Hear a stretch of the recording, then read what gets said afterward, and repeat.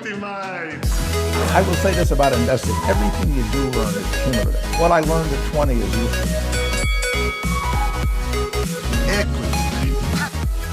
Welcome to another episode of Equity Mates, a podcast that follows our journey of investing. Whether you're an absolute beginner or approaching Warren Buffett status, our aim is to help you break down your barriers from beginning to dividend. My name is Bryce, and as always, I'm joined by my equity mate, Ren. How are you going? I'm very good, Bryce. I'm looking forward to this episode. Yeah. That's good. Can't wait to get in. That is very good. No further updates. So last year we decided to go full-time with Equity Mates so that we can bring you better content more often across more channels.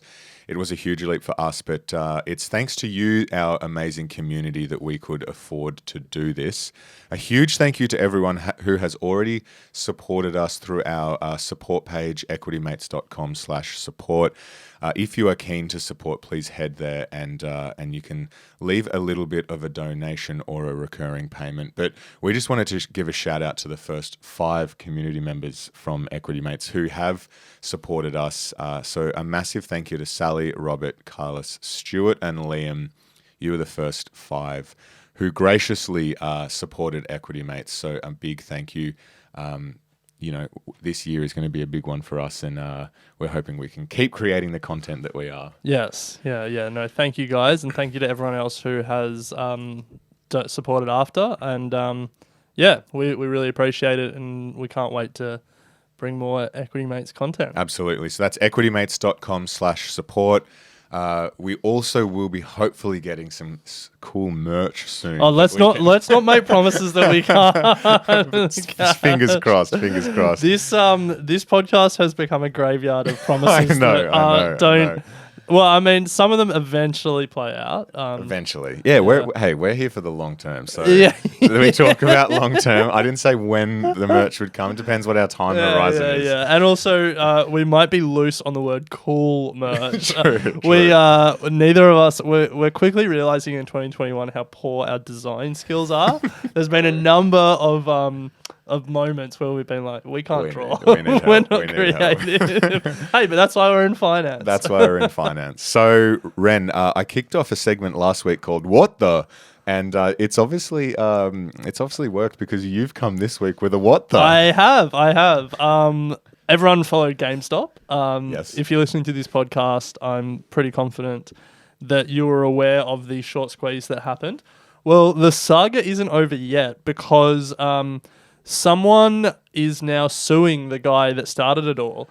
And no, it's not one of the big hedge funds that lost billions of dollars and had to be bailed out. It's just some random dude who lost a whole bunch of money. Idiot. He's now selling. The YouTube handle is Roaring Kitty. The Reddit username was Deep Effing Value. This guy who sort of figured out what to do and got everyone on Wall Street Bets and across the world to follow him into it. There's this random dude in Washington State who's now suing him because he lost at least a few $100,000. So like a fair bit of money, but it's like, dude, you can't sue him on the back of that. No, it's classic America. Yeah.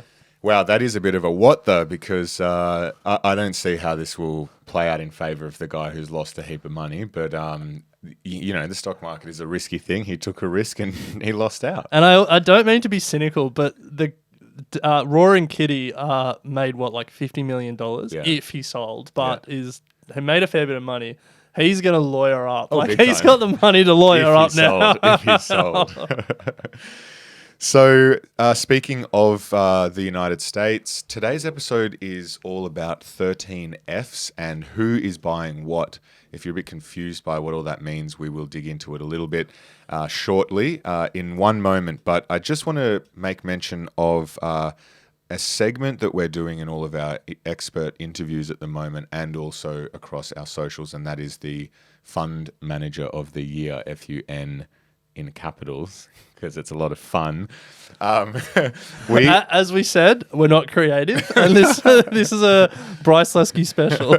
We just want to be tracking all of the fund managers and expert investors that we speak to week on week, and giving you guys the opportunity to actually participate in, I guess, voting for who you think was the best interview for throughout the year. So if you keep an eye on our socials, each week you'll be seeing that we put up a post of who the fund manager was, a bit about their bio, some of their favorite stocks or their watch list that we spoke about, and some of the favorite quotes that Ren and I got from the interview, with the idea at the end that we can present one of them with the inaugural Equity Mates Fund Manager of the Year. So please do keep that in mind when you're listening to the podcast as to who your favorite fund manager was. And with the idea that in a few years, we're long term here. Long term, yeah. When you just headbutt the mic. I did headbutt the mic, yeah. The idea is in a few years, when the fund manager of the year is the biggest award in finance, Yeah. we'll have a black tie gala dinner where all the equity mates can come, and Yes. it'll be like the Oscars for finance. It's going to be so big. Ren will be hosting at his place, and it's going to be amazing. So, Yeah. It's going to be up to you guys, though, the community, to make that happen. So please keep an eye on our socials and keep in mind who your favorite fund manager was, and we'll vote throughout the year and then, present them. We'll with some probably big vote at the awards. end of the year, to be Yeah, honest. yeah. Let's not make more work for ourselves. So, Ren, as we said, the title of this episode is Who's Buying What? An Introduction to 13 Fs. Now, if you are purely investing here in Australia, then you've probably never heard of 13 Fs before. I would say most people, well, a lot of people investing in the States haven't heard of them either. But they are a little life hack. They are a little life investing hack. So, what are 13 Fs? So any fund manager in the States, or maybe anyone that's just investing in the States, but definitely all the big US fund managers, anyone with over $100 million in assets under management, they have to file with the SEC, the government regulator over there. Securities and Exchange Commission. Yes. That they have to file quarterly what they're holding, what they're investing in, and then that's made public. And so the 13F is the name of the report that they file quarterly. Exactly. And so we as everyday punters can go online. Investors, we're not punters. True. That is a good call.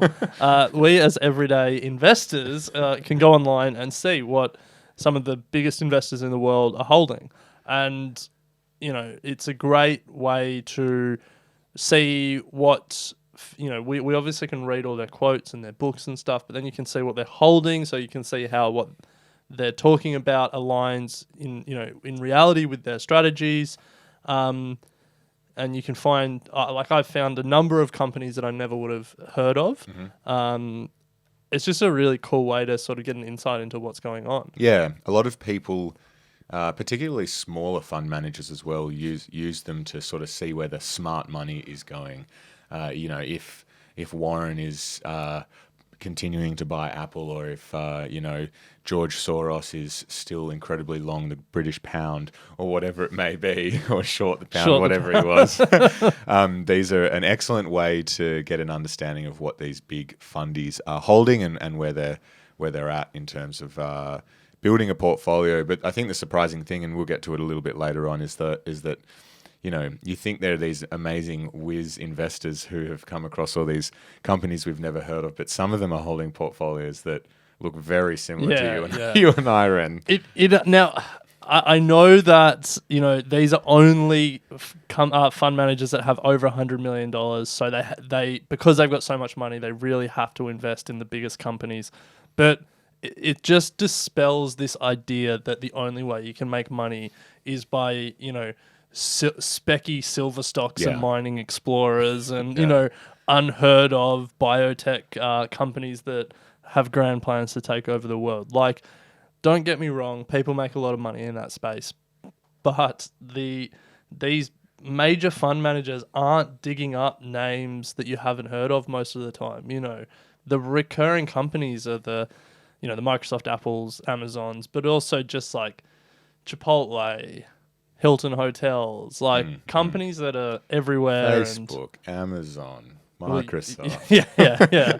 So, Walmart features, Home Depot, like companies that are Procter & Gamble, like big companies that everyone's aware of, a lot of us use or have used in the past. And so for me, that's that's something that I'm like, it's worth taking that away when you're looking at these. Yeah. That, You don't have to be breaking yourself to find the next 10 bagger. Yeah. Well, yeah. I think also the next 10 bagger may be a company that you are more familiar with than you think. Yeah. Yeah.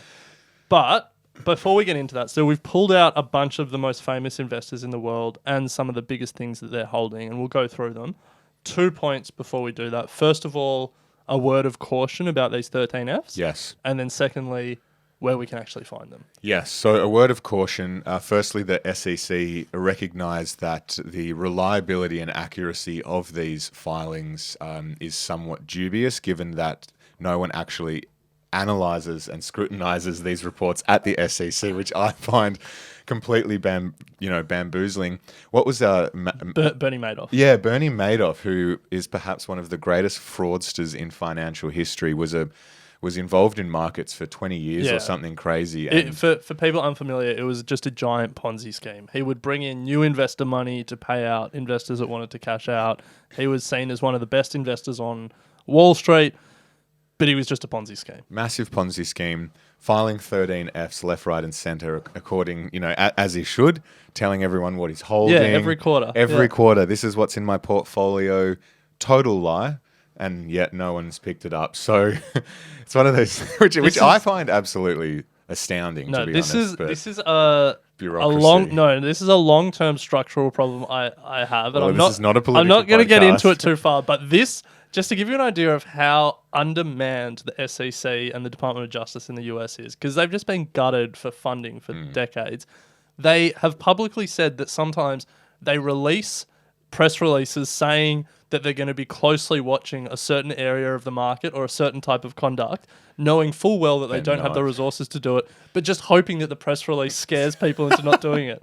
Like, that is publicly stated. That's ridiculous. That's ridiculous. So yeah, and if you want to read more things like that, that was a Thought Starters article about 6 months ago. So sign up to Thought Starters. So you've got to take everything that comes in these reports with a grain of salt. At the end of the day, a lot of the fund managers, I'm sure, and I'm not accusing any of them, but would like to try and keep, some of their portfolio or IP a bit secret. But anyway, I think there's enough scrutiny that for some of these bigger ones, like I'm sure there's some people that hiding away what they're doing. And secondly, if you're thinking of using this as a way to make your own investments, you've got to remember that these reports are filed usually up to 45 days after the end of the quarter. So if they've made investment decisions, either buying or selling during the quarter, and then they're reporting it, and that report comes out 45 days later, then, whatever has occurred during this, that quarter plus the 45 days, their reason for buying or selling may have been fully baked into the price of the stock by the time it comes to you actually making a decision for yourself. So there's a big lag on these reports, and just because it says Buffett's buying another $1 billion of Apple, the price has probably jumped on the news of doing that, and the fact that he's put $1 billion in, and you want to just be aware of that. Yeah. The a quarter's 90 days. Yeah. Plus another 135 days. It's more than a third of a year. Yeah. So there can be a big time lag. But also, I mean, never blindly follow anyone into a trade. Yeah. A mate at a barbecue, 2 idiots on a podcast, or a $1 billion fund manager who's printing what they're holding. Like, if you don't do your own research and you don't understand the companies you're buying, you probably shouldn't be buying companies. You should be sticking to ETFs and managed funds and stuff like that. So it goes without saying that you've always got to do your own research. This is just a great starting point to build a list of companies. And what these reports also don't tell you is the reasoning why these companies are buying or selling. It's purely just this is what they held and this is what happened. Yeah. So you have no idea the reasoning for what these companies are doing. But Ren, where can we find them? Yeah, so primary source, the SEC has a database where you can read them all. Edgar database, is that right? Yeah. So if you go on the SEC website or if you Google that, you can come across it. But there's a bunch of websites that then take this data and try and make it more digestible. I don't think anyone's nailed it. So I think if someone was looking for a business idea in finance, I think there's definitely a better way to present some of this information. But there's a bunch out there. holdings channels, Whale Wisdom, a bunch more that take all this 13F data and then publish it on their website for people to look at. You can just, if you just Google 13F filings, there'll be heaps of websites that come up that tell you about it. So the information is there, but yeah, any budding fintech entrepreneurs out there, hit us up because maybe we can collaborate on doing it better. True. Yeah, look, I was digging through the Edgar database and knowing obviously the funding situation over at SEC, I'm telling you, it's not an easy website. It's not an easy website to navigate. Maybe that should be our first political campaign, #fund the SEC. And what it doesn't tell you, what the reports don't tell you is the change in position. They just file what they're holding. So to your point. No, okay, so they're the secondary websites. Yeah, that's where you need to do the go. maths. Yeah. You need to go to the secondary ones to find it. Okay, Ren. So who's buying what? We've pulled out some of the biggest hedge fund managers in the world, some of the biggest investors, and some of the ones that we're interested in, and pulled out their top holdings. Yeah. And we're gonna chat about some of them. To put a timestamp on these, most of these are from the final quarter of calendar year 2020. So the quarter ending the 31st of December 2020 is when these were filed. So, we're recording this on the 18th of February, and they're already, 6 weeks out of date. But still, they're a great insight. Let's start with the big dog, Warren Buffett. Yes, can't go past Wazza. Yeah. Now, 5 biggest holdings. Apple, number 1. $117 billion of Apple. Bank of America, number 2. Coca-Cola, number 3. American Express, Kraft Heinz. Still pretty old school, isn't it? I know, very old school. But except Apple. All companies that you recognize. The thing that really stood out for me, or 2 things that stood out for me. First of all, his holding in Apple, $117 billion. His next biggest holding, $30 billion. Yeah, and I mean, for a guy who said that he wasn't interested or didn't understand technology, it wasn't in his circle of competence. Let's not get into is Apple now a consumer product and is it a brand moat, not a technology moat? I wasn't going down that path, but no, he took some pretty big positions back in 2016, and or 17, and it's obviously paying big dividends. Literally. The second thing for me is that he sold 57 million shares of Apple. Trimming with nothing. Yeah, taking a bit of profits off the table. Yeah. Still holds, still has the majority of his position held. But anyway, we've got a lot of fund managers to talk about, so let's not get bogged down. What was one that stood out for you? I can't go past Bill Ackman. Yeah. So he's Pershing Square Holdings. Not least because we're trying to get him on the show. Trying to get him on the show. If anyone has his number, please let us know. What I liked about Bill's is that it is very concentrated. Very concentrated. You look at, for example, George Soros, and he's got about 40 holdings in there. Bill has 7 holdings. He's got Lowe's, Chipotle Mexican, Restaurant Brands International, the Hilton, Agilent Technologies, Starbucks, and Howard Hughes. That's it. 7 stocks, incredibly concentrated. So he's obviously got a high conviction on a number of these stocks. And for people unfamiliar with Restaurant Brands, they own Burger King, Popeyes, and Tim Hortons, so 3 fast food joints. So either he loves fast food because he's got Chipotle and Restaurant Brands, or he's seeing something that is exciting him in this space. Yeah. I don't know what we'll have to ask him when we get him on the show. True, we will. But again, just very standard brands. Lowe's, everyone is familiar. Chipotle, everyone in the States will know. Burger King from Restaurant Brands, another big brand. Starbucks, Hilton hotels. Not companies that are sort of outside our circle of competence. Not crazy biotechs that he's got 30 PhDs in his office, doing all this complicated stuff. It's these are companies with pretty obvious moats or strong economic positions that aren't beyond aren't beyond us or everyday retail investors to analyze. The other thing that I found interesting about his portfolio for the quarter ending December 2020 was that any moves he made were all a sell move. So we're running very hot into December, so either he's keeping his portfolio, balanced, or he's just trimming profits. So no buying action for Bill leading up to December, just taking some profits from the companies that he does own. So what else, Ren?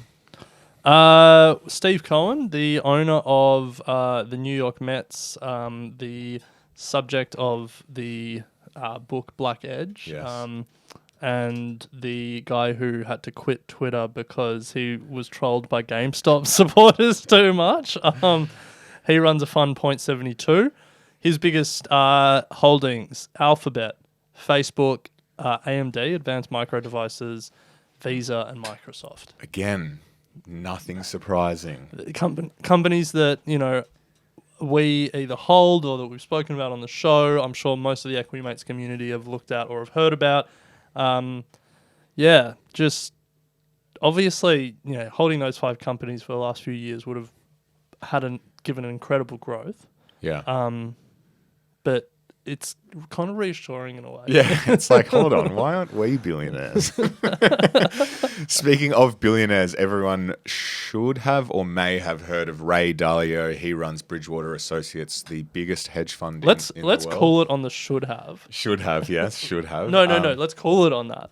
You mean you should have heard of it? No, I'm saying don't tell people what they should have heard. Yeah, that's why I said or could have. Ray Dalio, he's written a number of books and is obviously very well regarded in the investing community. Founded the biggest hedge fund in the world. Yeah, and has written Principles, which I would recommend reading. But look, Ren, this is a very interesting portfolio, and if we were talking about reassuring, this is reassuring. Honestly, if I was an investor in his hedge fund, I would be spewing. Yeah. Well, you're paying fees. Well, hold on. Tell the people what's in it. Don't hold them in suspense. So, his portfolio, his largest holding is the SPDR S&P 500 ETF. Then he has the Vanguard International Equity Index ETF. Then he has a gold index tracker, SPDR Gold. And then he finally gets into some single stocks, closing it out with Walmart and Procter & Gamble. So you've got 2 retail and FMCG companies there. But really the top 3 holdings and what you would be paying fees on for him to manage is essentially 3 ETFs, which I think is pretty phenomenal, really.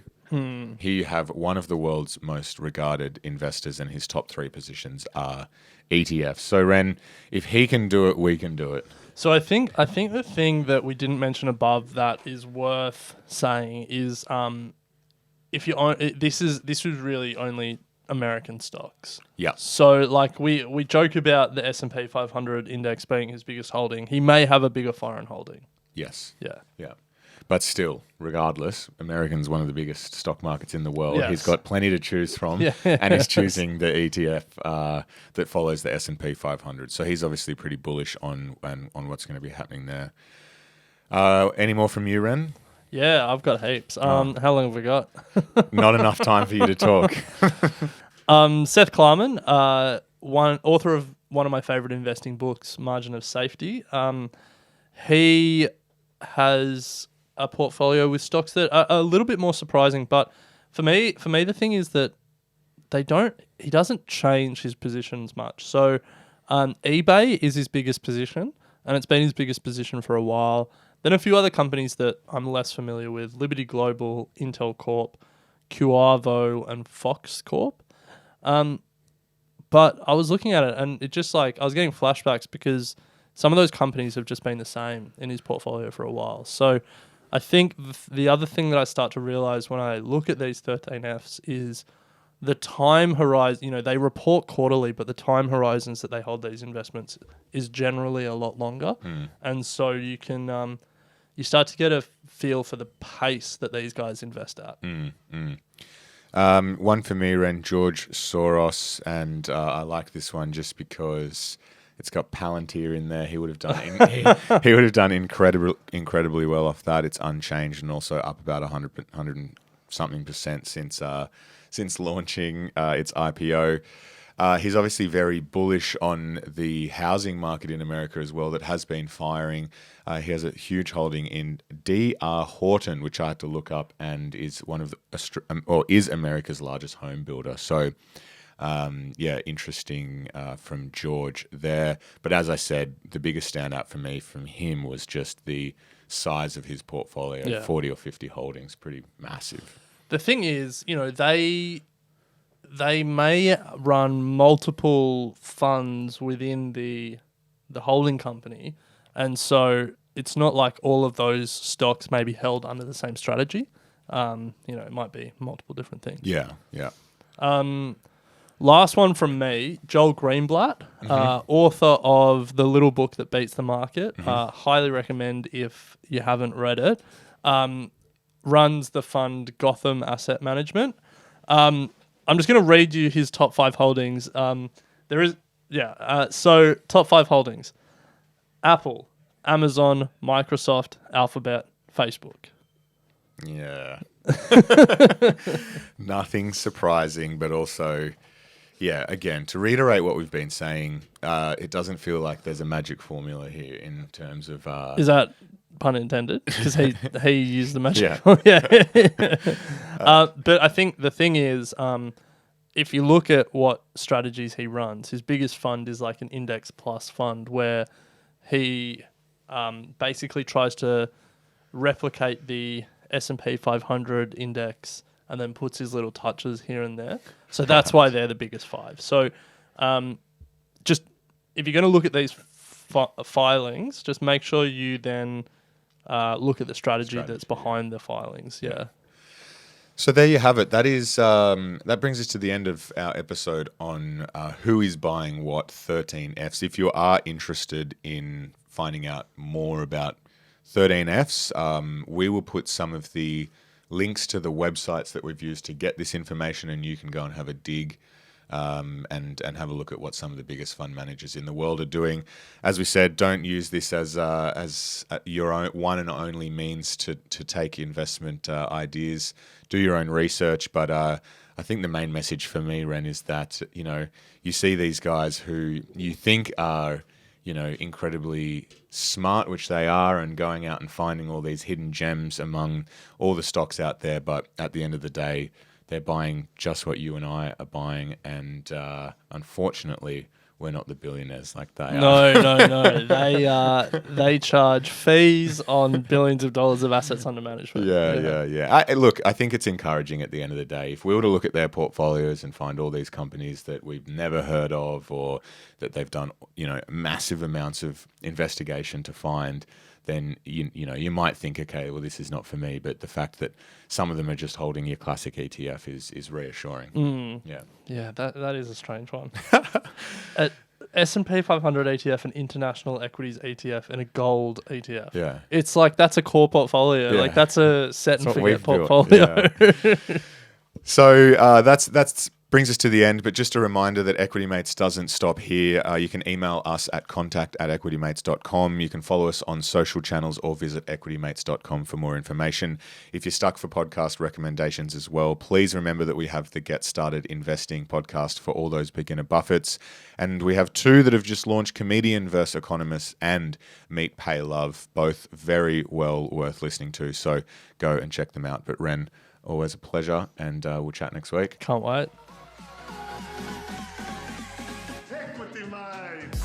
I will say this about investing. Everything you do learn is cumulative. What I learned at 20 is useful.